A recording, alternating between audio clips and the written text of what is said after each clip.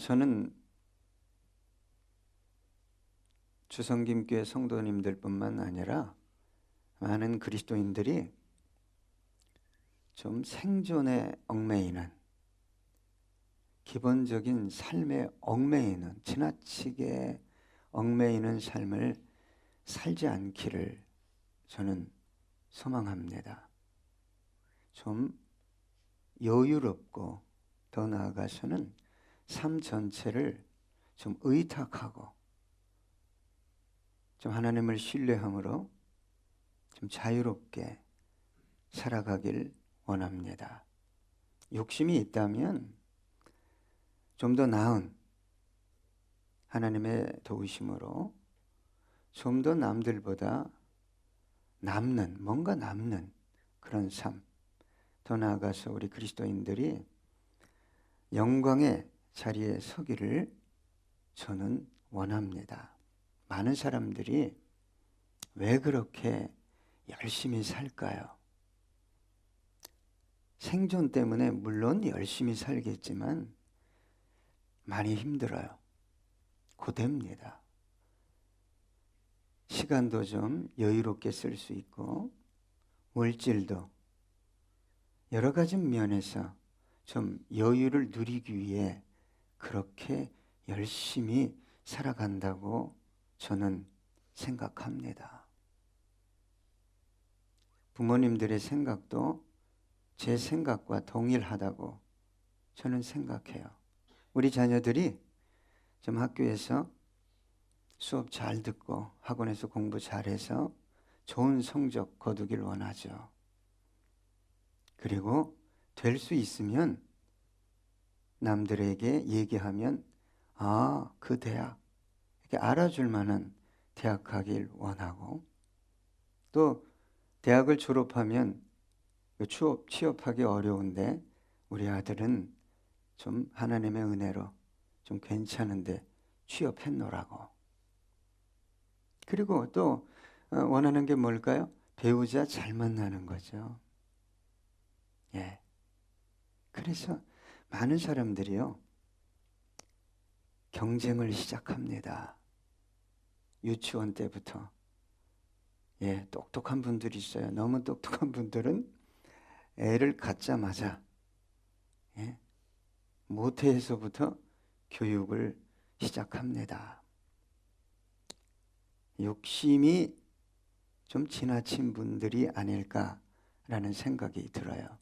자식을 위해서 그렇게 하는 게 아니라 어떻게 보면 부모의 욕심 아닐까. 자식이 정말 영광스러운 자리에 앉길 원해서가 아니라 부모가 좀 영광을 받아야 하기 때문에 자신의 욕망, 어떤 상처, 고된 삶에 대한 보상을 자식을 통해 좀 얻어보려고 하는 보상 심리가 작용한 사람들이 견디지 못하고 그런 일들을 만들어 갑니다. 실상 자식의 달란트를 볼 수 있어야 되죠. 이 아이가 평생 그 일 해야 하고 그 일을 할 때 즐거움을 느낀다.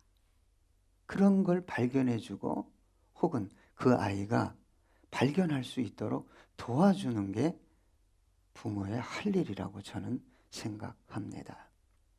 그저 자신의 욕망 때문에 자식의 달란트도 모르고 고통도 모르고 상처도 모르고 막 밀어붙이는 분들이 있어요.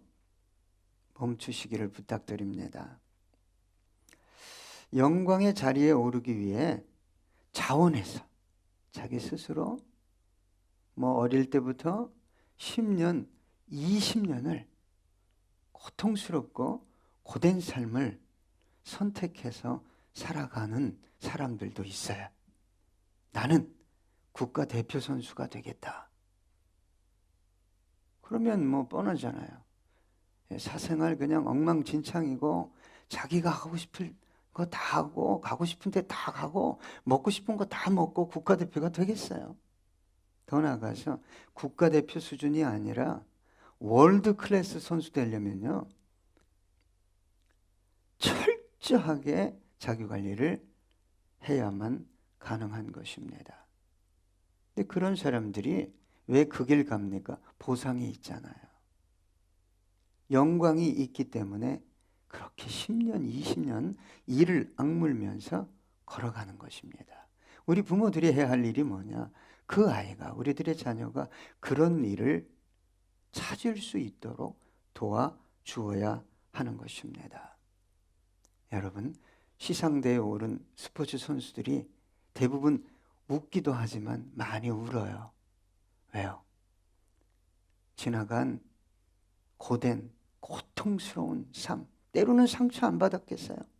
너 왜 그거밖에 못하냐? 코치한테, 감독한테. 때로는 경쟁하다가 뒤지지 않았겠어요? 때로는 원치 않는 부상을 당하기도 하고 절망하고 포기하고 싶은 순간도 있었는데 그 정상의 자리에서 과거가 한순간에 주마등처럼 지나가니 눈물을 흘리게 되는 것입니다. 이와 정반대로 어떤 사람들은 자신이 영광의 자리에 앉기 위해서 수많은 사람에게 고통을 줘요. 아픔을 주고 절망을 갖다 주고 심지어 옥에 가두고 죽이기까지 합니다. 누구까지 그렇게 하는 줄 아십니까? 부모, 형제까지. 세상 정점의 자리에 오르기 원하는, 왕의 보좌에 오르기 원하는 어떤 사람들이 그렇게 했어요.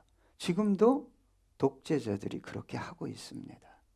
성경에 나오는 인물들도 그랬을까요? 그랬어요. 기드온이 참 훌륭한 사사죠. 예, 아주 훌륭한 사사입니다. 그런데 그 아들이 70명이 있었어요. 근데 한 아들이 자기가 그 보좌에 앉겠다고 70형제를 한날에 다 죽입니다. 그게 사사기 9장 4절과 5절에 나오는데 바알브릿 신전에서 은 70개를 내어 그에게 주매 아비멜렉이 그것으로 방탕하고 경박한 사람들을 사서 자기를 따르게 하고 오브라에 있는 그의 아버지의 집으로 가서 여룻바알의 아들 곧 자기 형제 70명을 한 바위 위에서 죽였으되 다만 여룻바알의 막내 아들 요담은 스스로 숨었으므로 남으니라. 여러분, 세상 영광에는, 영광의 자리에는 아주 매력적인 어떤 것이 있어요. 세상 영광이 뭐 대단하냐 그렇게 말하는 분들도 있지만 사탄이 예수님을 마지막 시험한 것이 뭡니까? 세상 영광이에요. 세상 영광을 다 보여줬어요. 마귀는 줄 수 있습니다. 마귀가 줄 수 있어요. 그래서 속아 넘어가는 거죠. 마태복음 4장 8절로 9절 보니까 마귀가 또 그를 데리고 지극히 높은 산으로 가서 천하 만국과 그 영광을 보여 이르되 만일 내게 엎드려 경배하면 이 모든 것을 내게 주리라. 여러분, 세상을 누가 붙잡고 있어요? 하나님이 붙잡고 있어요. 맞아요. 근데 이 세상 공중 권세 잡은 자가 누굽니까? 마귀예요. 마귀.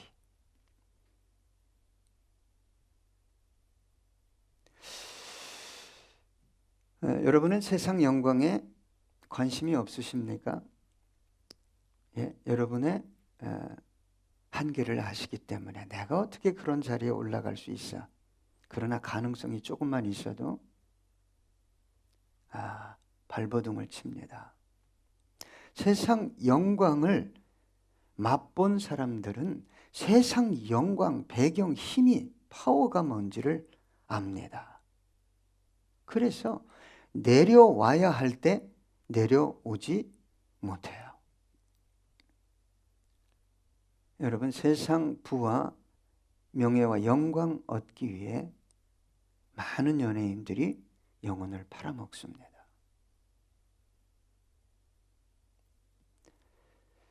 그것을 구체적으로 제가 말씀드릴 수는 없지만 인간의 내면에 자리 잡고 있는 욕망 중에 가장 강력한 욕망이 뭐냐? 내가 좀 높임받고 싶다는, 내가 좀 영광받고 싶다는 거예요. 누구를 만나든 내가 어디를 가든 사람들이 좀 내가 나타나면 어서 오십시오. 여러분, 저와 여러분도 조심해야 합니다. 그리스도인들도 조심해야 돼요. 왜 조심해야 될까요?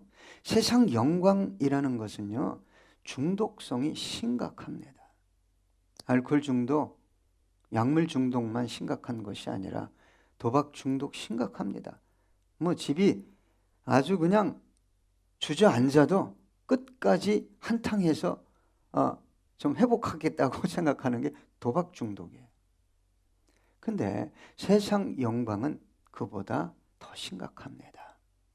그리고 세상 영광에는 사탄적인 요소가 너무나 많이 포함되어 있어요.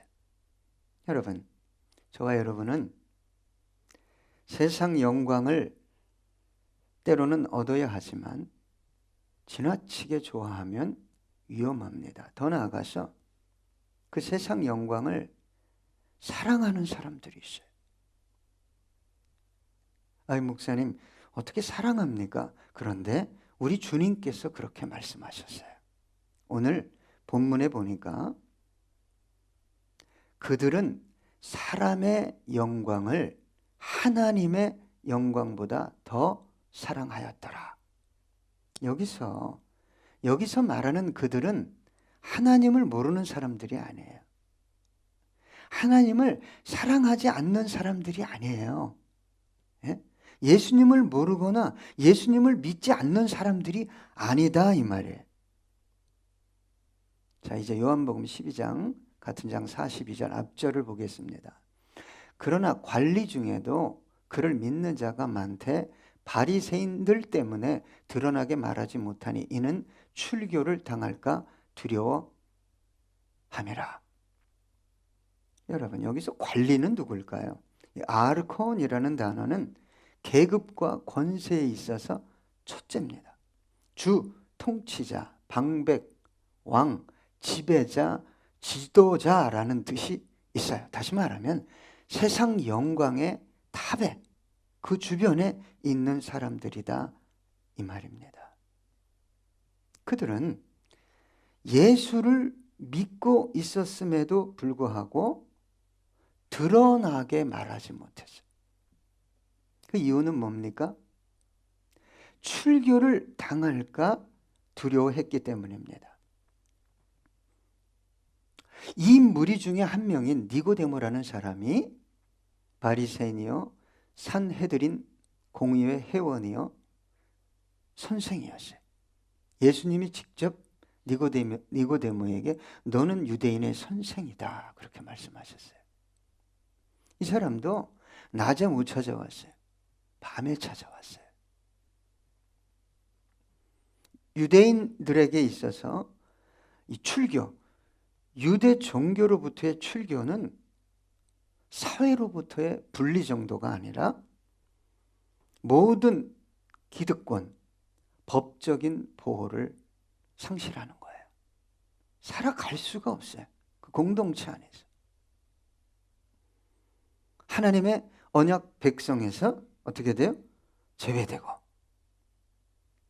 그래서 이 출교를 결정하는 자들의 권세는 막강했어요. 믿긴 믿는데 하나님도 사랑하고 예수도 믿는데 말을 못하는 거예요. 내가 예수 믿습니다. 그 바리새인들이 출교를 결정하는 바리새인들이 예수를 죽였어요. 그리고 사도 바울도 죽이려고 했죠. 사도행전 2장 24장 5절 보니까 우리가 보니 이 사람은 전염병 같은 자라 천하에 흩어진 유대인을 다 소유하게 하는 자요 나사렛 이단의 우두머리라. 더둘로라는 변사가 사도 바울을 송사할 때 벨릭스 앞에서 송사할 때 한 말이에요. 여러분, 예수님을 나 예수 믿어요. 그분의 말씀이 진리입니다. 이렇게 말하지 못하는 사람들이 예수님을 모르거나 하나님을 모르는 사람이 아니라는데 문제가 있어요. 문제는 뭐죠? 하나님보다 더 사랑하는 어떤 것이 있으면 그 상황에 딱 떨어지면 말 못해요. 나 예수 믿습니다. 나 하나님을 사랑합니다. 이건 없어지게 되어 있어요. 왜? 더 사랑하는 게 있는데. 그 사람, 그 상황 앞에 딱 서면 말을 못하는 게 뭐예요? 심각한 겁니다, 여러분. 이게 뭔지를 모르면 안 돼요, 여러분.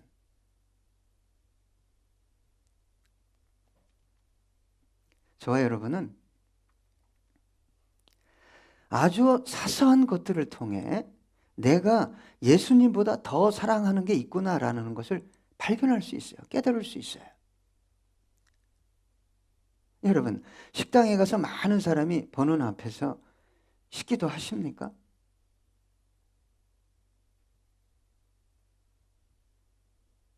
안 하죠. 눈만 깜빡하고. 저도요, 어느 때는 잊어버려서 안 하는 건 괜찮아요. 요즘 예수쟁이들 싫어하니까 혹 이 마음이 있다면 여러분 심각한 질병에 걸린 거예요. 자기가 어떤 영적 질병에 걸렸는지를 모르는 거죠. 응? 어느 때는 저 혼자 먹다가 이거 대강해야지 그러면 제 마음속에 뭐 대강해? 응? 그리고 더 있어요. 그냥 이러고 더 있어봐야 전에. 여러분 옛날에 우리가 예수님 만나서 처음 만나서 뜨거울 때 혹시 뭐 전도사님이나 목사님께 전화 오면 전화 어떻게 받았죠? 전도사님 아니면 뭐 목사님. 에? 없어요. 누가 옆에만 있으면 네 그런데요. 네 말씀하세요. 제가 깜짝 놀라요. 자기 안에 뭐가 있는지 모르는 거예요. 여러분, 불이익을 당하거나 내가 무시를 당하는 상황이 딱 돼버리면 예수 없어져요. 예? 여러분, 저와 여러분은 세상 어떤 것을 사랑할 수 있습니까? 사랑할 수 있어요. 부모를 사랑해야 됩니다. 자녀를 사랑하고 친구를 사랑하고 이웃을 사랑하고 여러분 자신도 사랑하고 직업도 사랑하고 사업도 사랑하고 사랑할 수 있어요. 그러나 하나님보다 더 사랑할 수 없습니다. 하나님보다 더 사랑하는 것은 여러분 안에서 무엇으로 작동하냐? 신으로 작동하는 거, 우상이 되는 거예요. 여러분, 세상 모든 것을 사랑해야 돼요. 예수님이 사랑하래요. 지체를 사랑하고 이웃을 사랑하고 땅끝까지 가서 복음을 전하라고 말씀하지만 하나님보다 더 사랑하면 그게 우상이 되는 거예요. 내가 우상을 숭배하고 있고 그 우상이 내 안에 여러 개가 들어와 있음에도 불구하고 몰라요.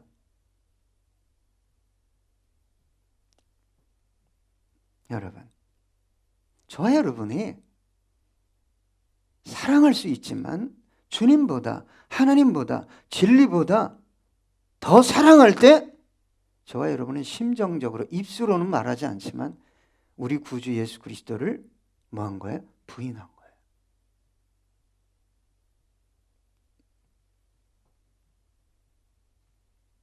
여러분, 하나님보다 더 사랑하는 어떤 것이 내 안에 있는데 하나님의 자리가 이 안에 있을까요? 없어요. 그러니까 기도를 해도 공허한 거예요. 공허한 거예요. 기도해도. 기도할 때는 뭐가 좀 괜찮은 것 같은데 기도의 자리를 박차고 일어나는 순간 마치 아무것도 없는 것 같은. 하나님은 중심을 보십니다. 저와 여러분의 중심을 보시오. 여러분, 그래서 우리 주님께서, 우리 구주 예수 그리스도께서 두 주인 섬길 수 없다 그랬어요. 두 주인을. 자, 누가복음 16장 13절 보니까 집 하인이 두 주인을 섬길 수 없나니 혹 이를 미워하고 저를 사랑하거나 혹 이를 중히 여기고 저를 경히 여길 것임이니라. 너희는 하나님과 재물을 겸하여 섬길 수 없느니라. 다시 말하면 둘 중에 하나지 두 가지 다는 안 된다. 우리 주님께서 말씀하셨어요. 네가 돈 사랑하냐? 그러면 넌 하나님 미워한다. 이거의 논리가 우리 주님의 논리예요. 제 논리 아니에요. 더 사랑하는 것은요, 여러분 안에서 누구의 자리를 제거하는 거예요? 주님의 자리를 제거하는 거예요. 마태복음 10장 37절에 보니까 아버지나 어머니를 나보다 더 사랑하는 자는 내게 합당하지 아니하고 아들이나 딸을 나보다 더 사랑하는 자도 내게 합당하지 아니하며. 이미 우상이 돼 있단 말이에요. 그건 아닙니다. 알고 신앙생활 하셔야 돼요. 여러분, 그런데 왜 사랑이라는 단어를 썼을까요? 여러분, 사랑해 보셨어요? 네? 정말 사랑해 보셨어요? 누군가를? 제가 정말 죄송하지만 누군가를 너무 사랑해 봤어요.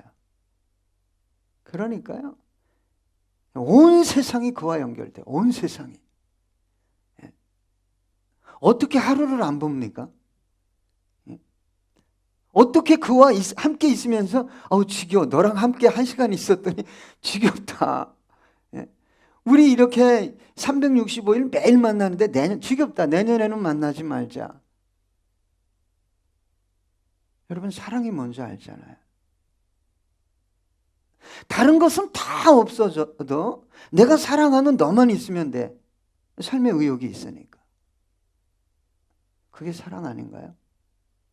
네. 너와 함께 할 수만 있다면 내 자존심도 소유도 내 미래도 다 내던질 수 있어. 그게 사랑이에요. 그래서 주님께서 저와 여러분에게 사랑이라는 단어를 통해 지금 말씀하고 계신 거예요. 내가 너를 위해서라면, 여러분, 사랑하는 누군가를 위해서라면 내가 자존심이 상해도 상처를 받아도 괜찮아요. 그를 세울 수만 있다면, 그와 함께 할 수만 있다면 그게 사랑입니다. 주님은 오늘 저와 여러분에게 묻고 있어요. 네가 사람으로부터 오는 영광을 사랑하느냐, 아니면 하나님께로부터 오는 영광을 사랑하느냐. 여러분, 담대하게 고백할 수 있습니까? 주님, 제가 사랑하는 것이 많지만 주님보다 더 사랑하는 것은 없습니다. 세상을 더 사랑하는 사람들에게 하나님의 영광은 한낱 그림자에 불과해요. 베드로전서 1장 24절, 그러므로 모든 육체는 풀과 같고 그 모든 영광은 풀의 꽃과 같으니 풀은 마르고 꽃은 떨어지되. 마르고 시들고 떨어지고 악취날 어떤 것들을 지나치게 사랑하지 마십시오. 고린도전서 15장 19절입니다. 함께 읽습니다. 만일 그리스도 안에서 우리가 바라는 것이 다만 이 세상의 삶뿐이면 모든 사람 가운데 우리가 더욱 불쌍한 자이리라. 기도하겠습니다. 여러분, 오늘 말씀을 생각하시면서 다른 것 기도하지 마세요.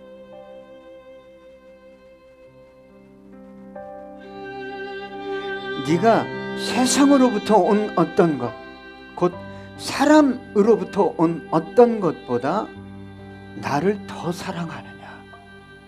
주님 묻고 계십니다.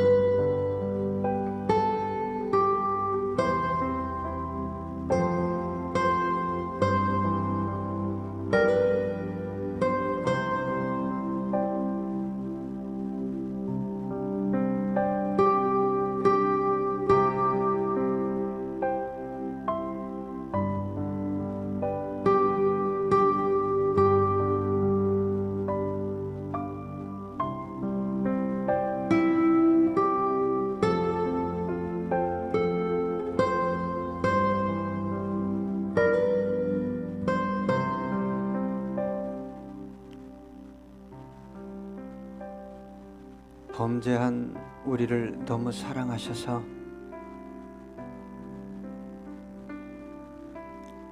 불의한 재판을 감내하시고 가시면류관 쓰시고 얼굴에 침 뱉으심을 당하시고 온몸은 채찍으로 피멍이 들었음에도 불구하고 그 사랑 때문에 십자가를 지시고 골고다를 향해 올라가셨던 주님, 엘리 엘리 라마 사박다니 외치시면서도 그 사랑을 결코 포기하지 않으셨기에 다 이루었다고 말씀하신 주님,